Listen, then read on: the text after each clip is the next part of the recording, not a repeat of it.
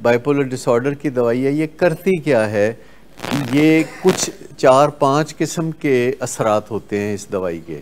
बहुत इंपॉर्टेंट बात हो गई कि एग्रेशन को रोकती है।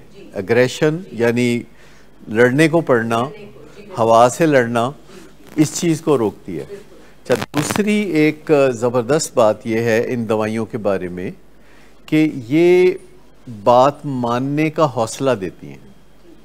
यानी बात जो माननी है उसके लिए जो हौसला चाहिए कि हम किसी की बात माने, उसके लिए एक हौसला चाहिए। तो ये दवाइयाँ वो हौसला भी देती हैं। अंग्रेज़ी में इसको कहते हैं कंप्लायंस, कंप्लाई करने में मदद करती हैं, ये यस कहने में मदद करती हैं ये दवाइयाँ। तो हम ये कह रहे हैं कि जो बाइपोलर की दवाइयाँ हैं वो 4-5 उसके फ़ायदे हैं। कुछ फ़ायदे ऐसे हैं जिसकी खातर वो दवाइयाँ दी जाती हैं, कुछ फ़ायदे हैं जो खामखाई मिल जाते, फालतू के फ़ायदे। अब आप समझ गए कि ये जो दवाइयाँ हैं इनके कुछ फ़ायदे वो हैं जिसके लिए ये दवाई दी जाती है। जैसे कि जब शुरू में पेशेंट्स आते हैं तो उनको जो दवाइयाँ दी जाती हैं तो वो इसलिए नहीं दी जाती कि वो ज़्यादा सोएं, लेकिन वो ज़्यादा सोते हैं क्योंकि उनका ये एक फालतू का फ़ायदा है कि उससे नींद ज़्यादा आती है। और चंद दिन बाद जब हम दवाई कम करते हैं तो पेशेंट कहते हैं जी मुझे नींद नहीं आ रही, मुझे नींद की दवाई दे जैसे पहले देते थे। तो हम बताते हैं कि पहले हम आपको नींद की दवाई नहीं दे रहे थे, दवाई किसी और मकसद के लिए दे रहे थे, पर आपको एक फ़ायदा ये भी हो रहा था कि नींद आ रही थी। वो एक फालतू का फ़ायदा है, अगर होता है तो हो जाए। अब ये जो दवाइयाँ हैं बाइपोलर डिसऑर्डर की, जो दवाइयाँ दी जाती हैं जिनको बुनियादी तौर पर 2-3 ग्रुपों में बांटा जाता है, जैसे डोपामीन ब्लॉकर्स हैं, रिस्पेरडॉल है, ओलेंजापीन है, ये डोपामीन ब्लॉकर्स हैं। डोपामीन एक और केमिकल है जो जिस्म में ओवरफ्लो कर रहा होता है बाइपोलर डिसऑर्डर में। तो 2 फ़ायदे अगर आपको पता है कि इस दवाई के हैं, अभी मैं उसके असली फ़ायदों की तरफ नहीं जा रहा हूँ, ये फालतू के फ़ायदे हैं 2 कि एग्रेशन नहीं होती और बंदा अपने आप को बात मानने के लिए तैयार पाता है कि वो हाँ करना पसंद करने लगता है। केमिकल्स क्योंकि जो बाइपोलर डिसऑर्डर है जो कि अक्सर औक़ात एडिक्शन के पीछे होता है, उसके अंदर केमिकल्स ही ऐसे होते हैं जो कि बाग़ियाना रविश रखते हैं। वो केमिकल्स ऐसे होते हैं कि वो बंदा खामखा बगावत की तरफ माइल होता है, ये उसकी बीमारी है। एग्रेशन की तरफ माइल होता है, ये उसकी बीमारी है। उसका नो कहने को दिल करता है, ये उसकी बीमारी है। और इससे उसको अजियत भी होती है, इससे उसको तकलीफ़ भी होती है, क्योंकि हर एक के साथ उसका फड्डा ही होगा ना। जब वो एग्रेशन करेगा तो दूसरे बंदे ने भी तो चूड़ियाँ नहीं पहनी हुई ना। तो इससे जब कोई लोग एग्रेशन कर रहे होते हैं और बात नहीं मान रहे होते तो दूसरों के साथ उनका उलझाव बढ़ रहा होता है और उनको भी टेंशन हो रही होती है और टेंशन जमा हो रही होती है। और फिर बाई चांस उनको पता चलता है कि टेंशन को ठीक करने के लिए सिगरेट या चरस या ट्रैंक्विलाइज़र या शराब या कोई और नशा कर लेना चाहिए। नॉट एग्जैक्टली, ये लेमैन्स टर्म है। Dopamine is many things. हाँ, डिपेंड करता है कि अगर ज़्यादा है, डोपामीन ज़्यादा है तो एग्रेशन उसका पार्ट एंड पार्सल है, नो उसका पार्ट एंड पार्सल है, रिस्की बिहेवियर उसका पार्ट एंड पार्सल है। अब dopamine is not all that bad, क्योंकि डोपामीन हमारी ज़िंदगी का मज़ा है। तो डोपामीन जिन चीज़ों से बढ़ती है हम वो चीज़ें करना शुरू कर देते हैं अनजाने में। जैसे कि अगर कोई नींद पूरी नहीं करता और कोई वॉक एक्सरसाइज नहीं करता और दूसरों से वैसे ही इख्तलाफ रखता है, मैनिपुलेटिव बिहेवियर करता है, तो डोपामीन बढ़ेगी ना। अगर कोई किसी के दरमियान मुंह मारी हो जाए और दोनों ऊंची ऊंची बोलना शुरू कर दें और फिर धक्कम पेल तक बात पहुंचे तो उनका डोपामीन लेवल 2, 4, 5, 10 गुना ज़्यादा हो जाएगा और फिर 4-6 घंटे में वापस भी आ जाएगा। लेकिन अगर डोपामीन बढ़ती रहे बहुत ज़्यादा और उसे नीचे आने का मौका मिले बहुत कम, तो फिर डोपामीन ऊपर ही रहेगी और डोपामीन ऊपर रहती है तो एक ताकत का एहसास होता है, एग्रेशन में भी एक ताकत का एहसास होता है ना, गुस्से में भी एक ताकत का एहसास होता है। लोग बर्दाश्त कर रहे होते हैं, बेबसी के साथ बर्दाश्त कर रहे होते हैं, अपने अंदर गुस्सा जमा कर रहे होते हैं और फिर वो फट पड़ते हैं, जिसका उनको नुकसान होता है, लेकिन एक ताकत का एहसास तो होता है। अब सवाल ये पैदा होता है कि जब कोई कहता है पेशेंट कि मैंने दवाई नहीं खानी या मैंने काउंसलिंग के लिए नहीं जाना, क्योंकि दोनों डोपामीन पे असरअंदाज होते हैं, दोनों केमिकल्स पे असरअंदाज होते हैं। दवाई केमिकल पे असरअंदाज होती है अंदर के, और काउंसलिंग केमिकल पे असरअंदाज होती है। काउंसलिंग से आपको पता चलता है कि कैसे पुरसुकून रहना है, कैसे रिलैक्स रहना है। आपको काउंसलिंग से पता चलता है कि रिलैक्स कैसे रहना है और टेंशन को जमा नहीं करना, और उसके लिए ज़रूरी है कि लाइफस्टाइल चेंज आए। पिछले लाइफस्टाइल के साथ आप सेहतमंद नहीं हो सकते। पिछले लाइफस्टाइल के साथ you have to change a lot of things. अंधाधुंध चेंज की ज़रूरत है, पर बड़ी चेंज की ज़रूरत नहीं है। छोटी छोटी बहुत सारी चेंजेस की ज़रूरत है, छोटी छोटी बहुत सारी चेंजेस। एक बहुत बड़ी एक चेंज की ज़रूरत नहीं है, छोटी छोटी बहुत चेंजेस की ज़रूरत है। झूठ जो है, जो कि नशे की बीमारी का एक पार्ट एंड पार्सल है, और बंदा इतने झूठ बोलता है नशे की बीमारी के साथ कि वो अपने साथ भी झूठ बोलने लगता है और फिर यकीन करने लगता है। और फिर जब वो नशा छोड़ता है तो झूठ छोड़ना उसके लिए बड़ा मुश्किल हो जाता है, क्योंकि उसको बड़ी मुश्किल पेश आती है कि झूठ कैसे छोड़े, क्योंकि झूठ उसकी सेकंड नेचर बन चुकी होती है। लिहाजा उसको इतनी प्रैक्टिस हो चुकी होती है झूठ की कि वो बिल्कुल नेचुरली झूठ की तरफ टिल्ट करता है। डिसऑनेस्टी की आदत बन चुकी होती है, करीब के लोगों से, दूर के लोगों से, अपने आप से झूठ बोलता है। और जब बंदा अपने आप से भी झूठ बोलता है और दूसरों से भी झूठ बोलता है तो ही डजंट लाइक हिमसेल्फ। कोई बंदा जो अपने आप से और दूसरों से झूठ बोलता है वो अपने आप को पसंद नहीं करता, वो आईने में अपना चेहरा नहीं देखता, वो अपने आप से नाराज़ रहता है। और जो अपने आप से नाराज़ रहता है वो दूसरों से तो रहता ही है। जो अपने आप से नाराज़ है, ये कैसे हो सकता है कि दूसरों से वो राज़ी हो। लिहाजा वो कहते हैं निप दी इवल इन दी बड, कि पहले ही मरहले पे, जब पहला ही मरहला होता है कि पेशेंट कहता है कि मैंने दवाई नहीं खानी, मैं नशा नहीं कर रहा हूँ, मैं बाहर नहीं जा रहा हूँ, मैंने काउंसलिंग पे नहीं जाना, तो आपके जहन में एक खदशा होता है, एक इनसिक्योरिटी होती है जिसकी वजह से आप कोई एक्शन नहीं लेते। आपको पता होता है टुर पे उस पास से, लेकिन वो कहता है कि देखो मैं ड्रग्स नहीं कर रहा, मैं बुरे दोस्तों से नहीं मिल रहा, मैं घर पे बैठा हूँ, अब मैंने दवाई नहीं खानी, अब मैंने काउंसलिंग के लिए नहीं जाना। जब आप खुद आ जाते हैं तो आधे से ज़्यादा काम तो हो जाता है, क्योंकि फिर आपको रास्ते पता चलना शुरू हो जाते हैं, आपको पता चल जाता है कि ये काम कैसे करना है।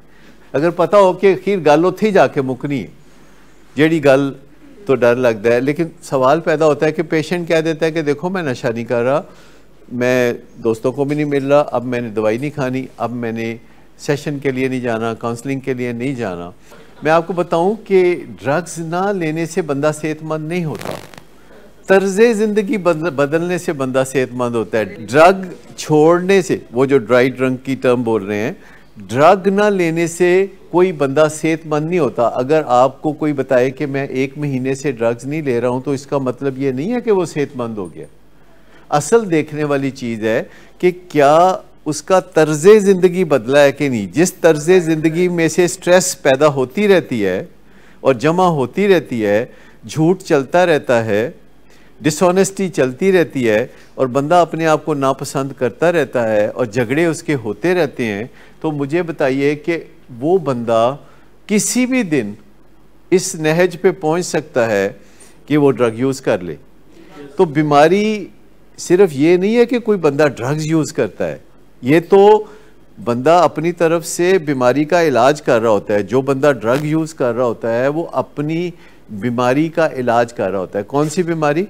तकलीफ, स्ट्रेस, मूड की खराबी। साइंस क्या कहती है?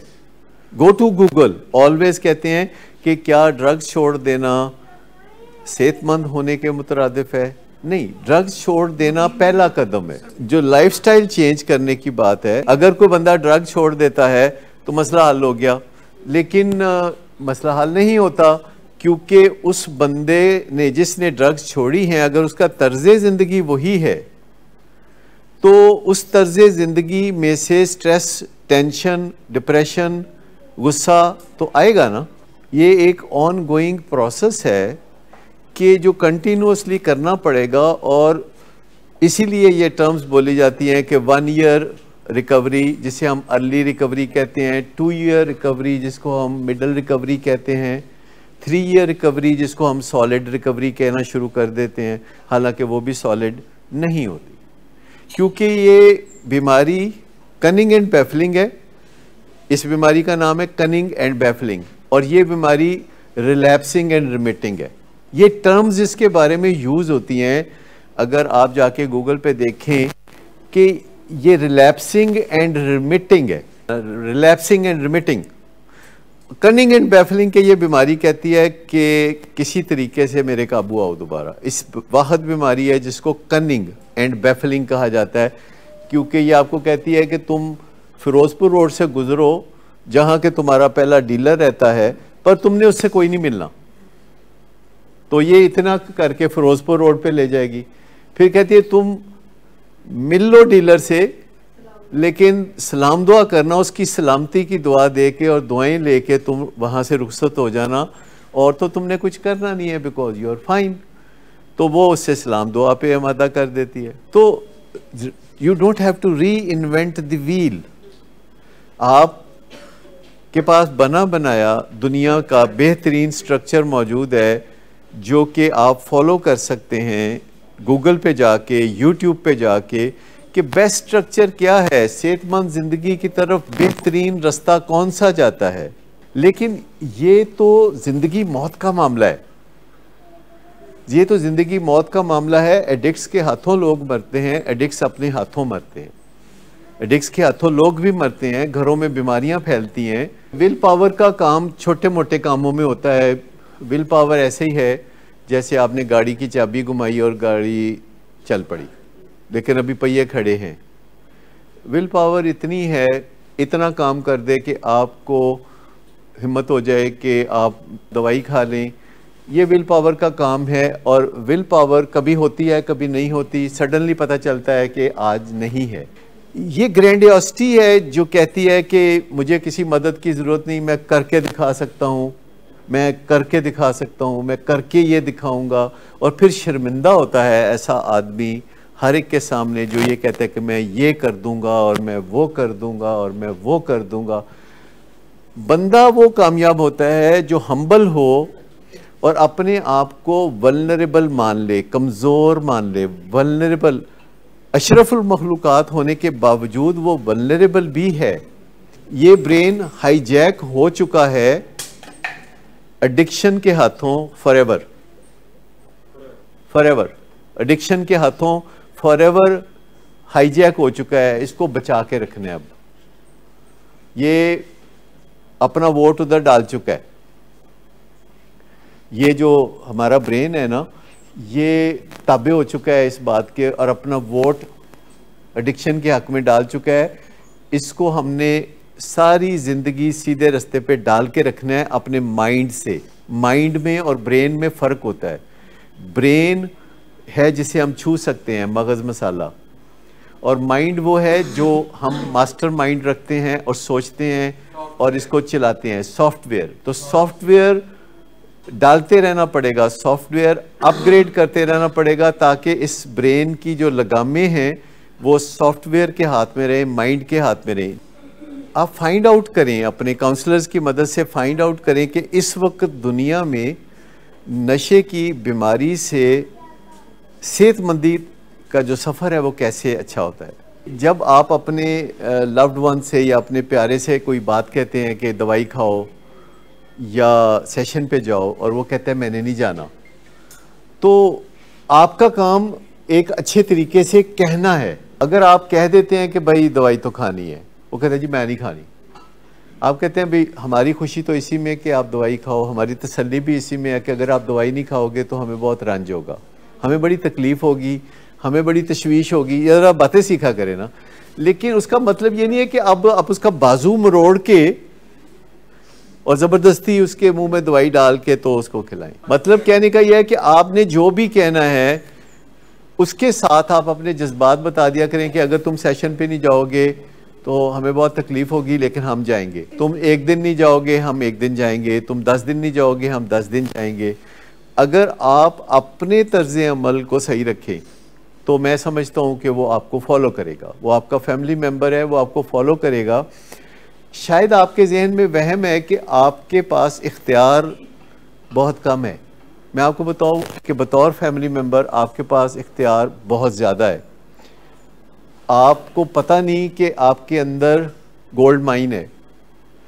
रिश्ते का जो एक इन्फ्लुएंस है वो भी है, एक्स्ट्रा चीज़ आपके पास है कि आपके पास लेवरेज भी है। आपकी तरफ से चीज़ें बच्चों की तरफ, फैमिली मेम्बर्स की तरफ फ्लो करती हैं।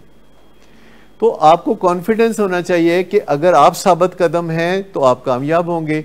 लेकिन किसी एक ख़ास दिन, किसी ख़ास वक्त पे आपने हाथापाई नहीं करनी। कोई आपने टेक इट और लीव इट वाली बात नहीं करनी। आपने कहना अच्छा तुम नहीं मान रहे तो हम बहुत रंजीदा हैं और ये तुम्हारा फ़ैसला है, हम इसमें तुम्हारे फ़ैसले के साथ नहीं है, हम अपसेट हैं।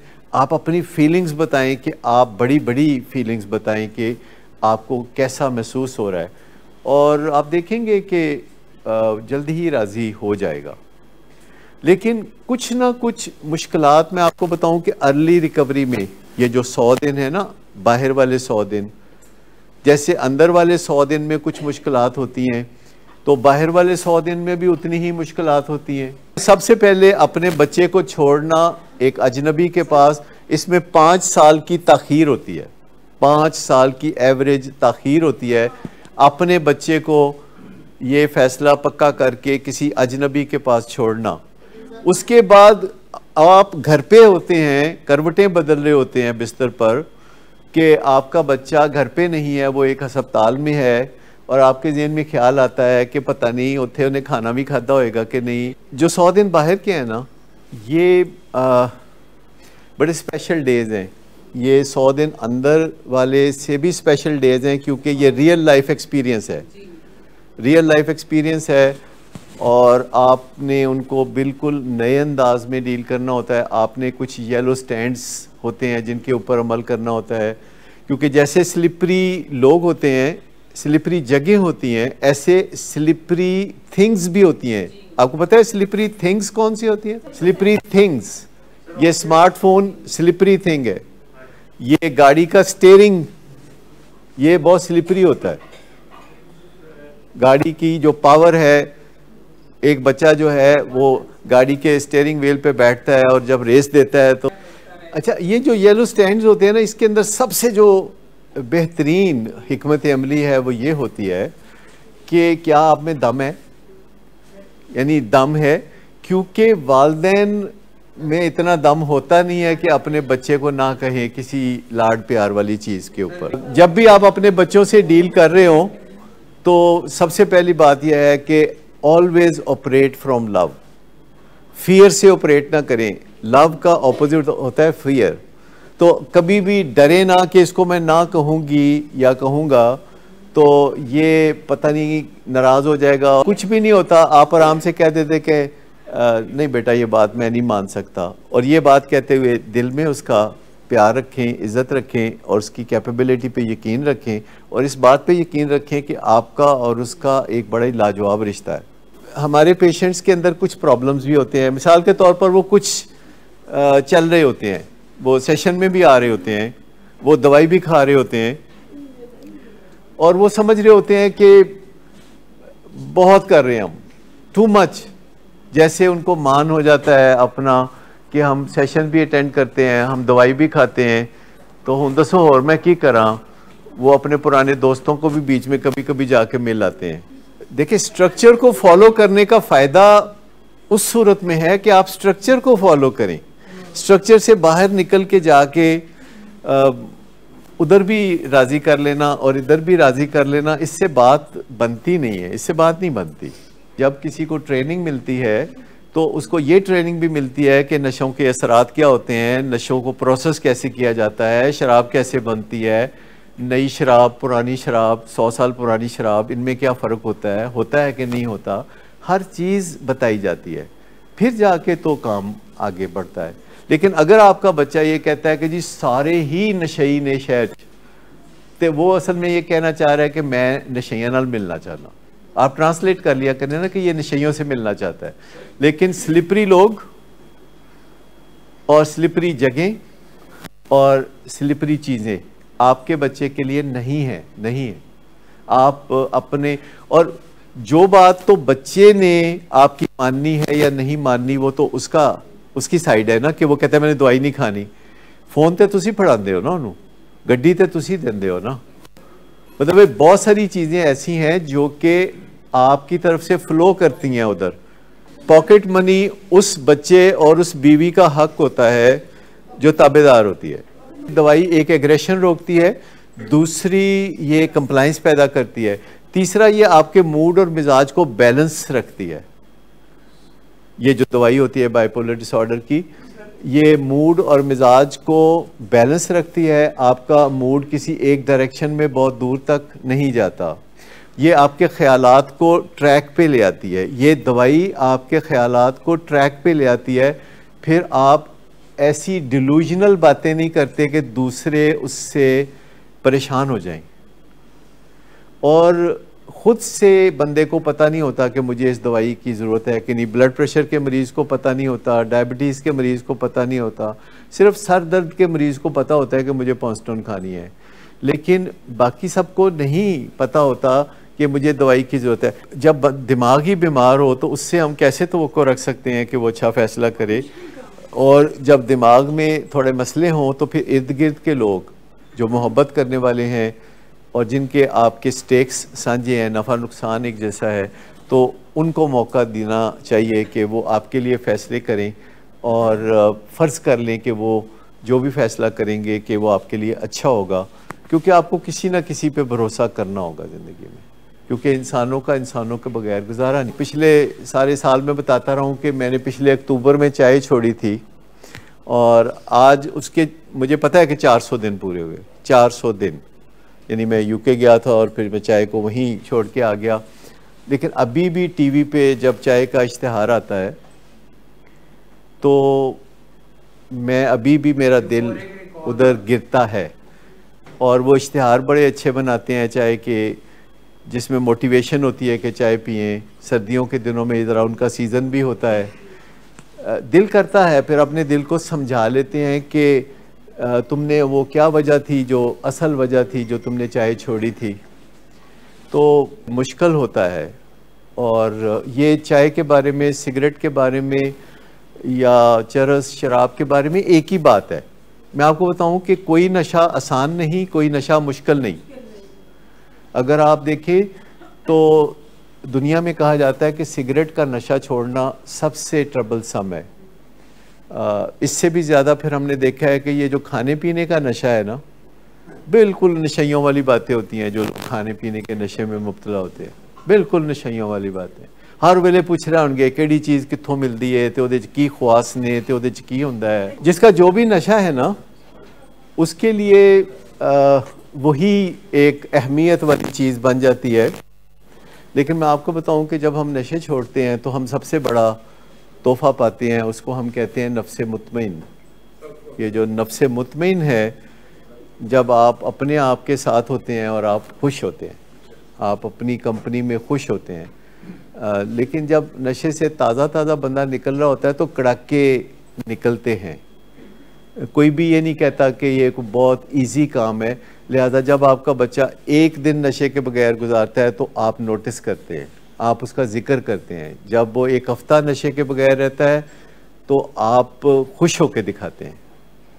और फिर 1 महीना, 1 साल, आप समझें कि आपकी ज़िंदगी में जो आने वाले लैंडमार्क्स हैं वो अपने प्यारे के नशा छोड़ने के हवाले से होने चाहिए। क्योंकि ये एक बहुत बड़ा रेवोल्यूशन है जब किसी ख़ानदान में कोई नशा छोड़ के तो एक सीधे सेहतमंद रास्ते पे चलना शुरू कर देता है। तो ये कोई मामूली वाक़या नहीं होता। नहीं, इसे अंडर एस्टिमेट ना करें, इसको एक्नॉलेज करें, सीने से लगा के प्यार करें अपने बच्चे को, और फिर एक्नॉलेज करें कि वो मेहनत कर रहा है, वो कोशिश कर रहा है। लेकिन इस दौरान अगर वो कहे अच्छा फिर सिगरेट दी इजाज़त दो, बड़ा मुश्किल होता है। मैं आपको बताऊँ, इतना मुश्किल होता है जब आप एक्नॉलेज करना शुरू करते हैं तो उससे बड़ा फ़र्क पड़ता है कि आप एक चीज़ को तस्लीम करते हैं तो जैसे अगले बंदे की मेहनत काम आ गई। और ये पेशेंट्स के साथ जो बातचीत है ना, ये भी आपको नए सिरे से सीखनी पड़ेगी, क्योंकि ये बातों के जादूगर होते हैं। ये आपके साथ बातचीत ऐसे शुरू करते हैं कि जो ही उस बातचीत के दरमियान इन्होंने कोई तुरप का पत्ता फेंकना होता है ना, तो आप देखते रह जाते हैं। मंडे के दिन हमारे यहाँ क्रूशल कन्वर्सेशन की बातें होती हैं कि मुश्किल बंदे से मुश्किल टॉपिक पे कैसे बात करें। ये आपका बहुत बड़ा टॉपिक है, मुश्किल बंदे से मुश्किल टॉपिक पे बात करना। मुझे 42 साल हो गए पेशेंट्स के साथ बात करते हुए। अभी भी कोई पेशेंट आके मेरे साथ बैठता है तो पहले 1 मिनट में वो 2-3 जादू ऐसे करता है कि उसके बाद जो उसने कहना होता है तो मुझे समझ नहीं लगती कि अब इसको मैं ना कैसे करूं। अभी भी मुश्किल पेश आती है। ना तो करनी पड़ेगी, लेकिन ना कोई इतनी आसान नहीं होती, क्योंकि हमारे पेशेंट चार्मिंग इतने होते हैं। नशे की ज़िंदगी अगर किसी ने स्टार्ट कर दी है तो उसे ये सब कुछ सीखना पड़ता है उसको, क्योंकि ये बीमारी मोहलत नहीं देती, कहती है अभी के अभी कुछ करो नहीं तो क़यामत आ जाएगी। उसके दिमाग में ये चल रहा होता है कि अगर अभी तुमने कुछ नहीं किया तो क़यामत आ जाएगी, और फिर वो ट्यून कर लेता है अपने आप को कि क़यामत ना आए और क़यामत आने से पहले वो कुछ कर दे। तो आपको सिटिंग डक नहीं बनना चाहिए। सिटिंग डक समझता?